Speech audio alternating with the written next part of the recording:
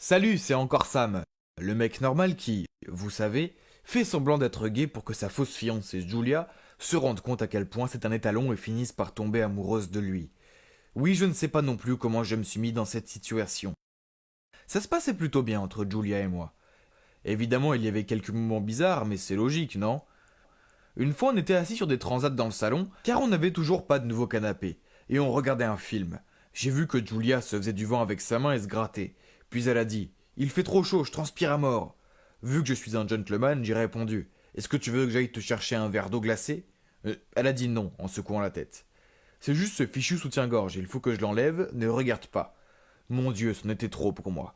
Je ressemblais à une tomate en me tournant de l'autre côté et regardais par la fenêtre, mais oh là là, je pouvais voir son reflet dans la vitre. Elle passait sa main sous son t-shirt et en un instant, elle retira son soutien-gorge. Oh waouh! C'était comme assister à un spectacle de David Copperfield.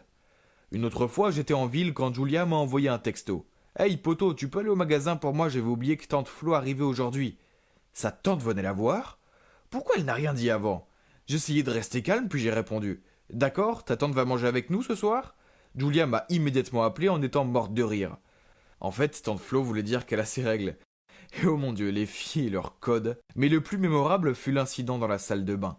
Julia prenait une douche, mais elle n'a pas verrouillé la porte. Évidemment, je n'ai pas fait attention quand elle s'y trouvait, donc je suis rentré pour aller aux toilettes. Pile à ce moment-là, elle était en train de sortir de la douche. Elle m'a vu à paniquer, crier, trébucher, puis s'est empêtrée dans le rideau de douche avant de tomber par terre. Je voulais l'aider, mais c'était un peu gênant pour moi aussi, et je ne savais plus où regarder. Donc je suis parti en courant en fermant la porte. En dehors des moments gênants comme ça, j'étais très heureux d'être aussi souvent avec Julia. Chaque jour, je tombais un peu plus amoureux d'elle. Je trouvais même que ses habitudes bizarres étaient séduisantes. Comme quand elle rôtait à chaque fois qu'elle buvait du café. Et elle avait une véritable obsession de tout noter sur des post-it.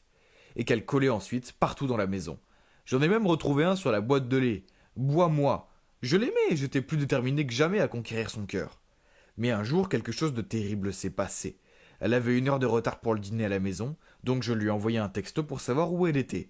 Et elle a répondu: Désolé, je suis à un rencard, à plus. Oh non! Il fallait que j'empêche ça. Alors j'ai répondu: Oh, c'est juste que l'imbécile que je suis a perdu ses clés. Tu es où? Je peux venir chercher les tiennes?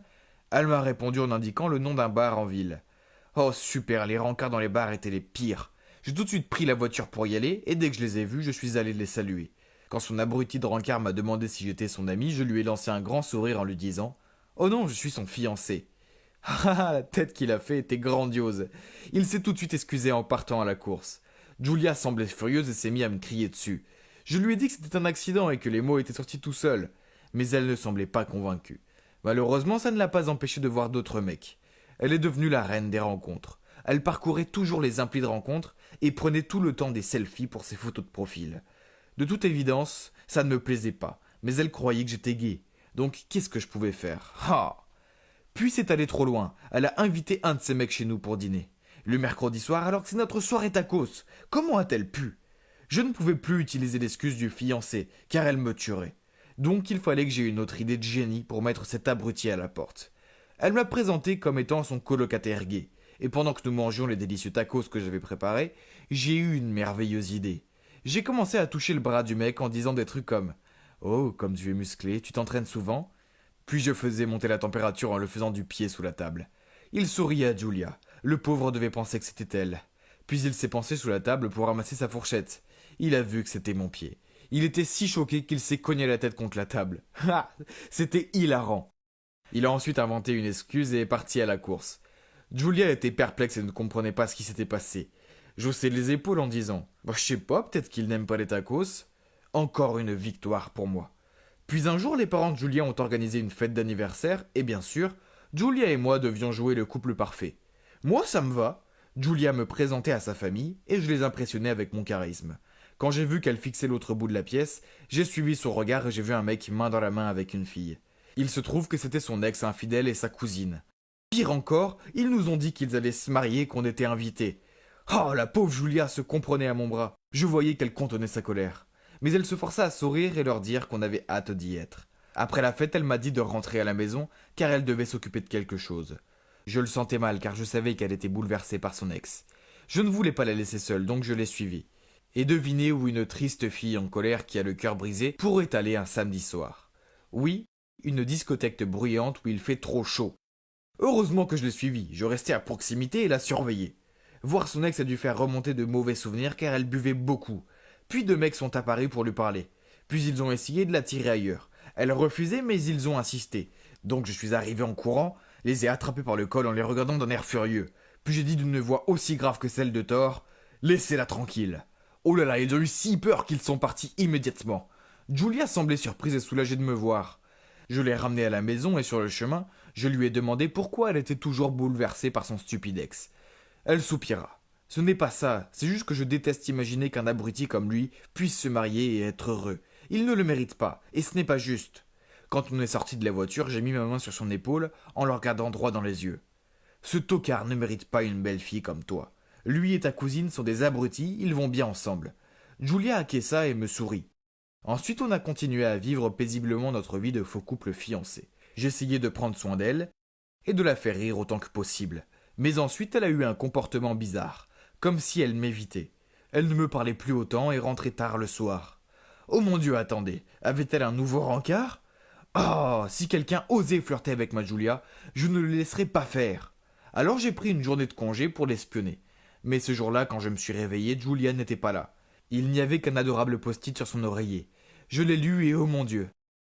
Sam, j'ai des sentiments pour toi, mais je sais que ce n'est pas réciproque, donc j'imagine que ce serait mieux de plus se voir. Ce serait trop douloureux. Julia, X. Je n'y croyais pas, je serrais le post-it contre moi. Ah, ma chère Julia, elle avait des sentiments pour moi, mais elle pensait que j'étais gay. Ah! Pourquoi était-ce si compliqué? J'ai essayé de l'appeler, mais elle ne décrochait pas. Les jours passaient et toujours aucun signe d'elle. Puis soudainement, je me suis souvenu. Le mariage!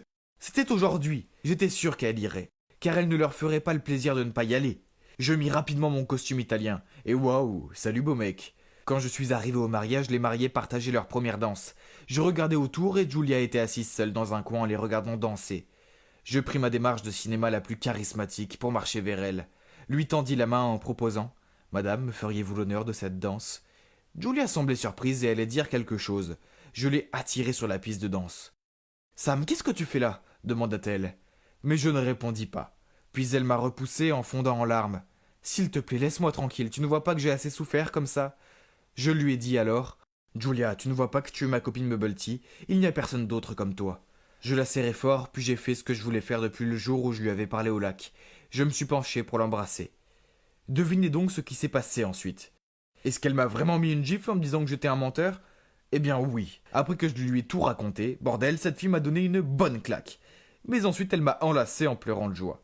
Je ne pouvais pas espérer une meilleure fin que celle-là. Oui, je sais, c'était dingue de faire tout ça pour conquérir une fille. Et je ne recommande pas de faire semblant d'être gay pour se rapprocher de quelqu'un. Mais vous savez ce qu'on dit. L'amour nous fait faire des choses stupides. Et Dieu sait que mon cœur stupide ne bat que pour elle.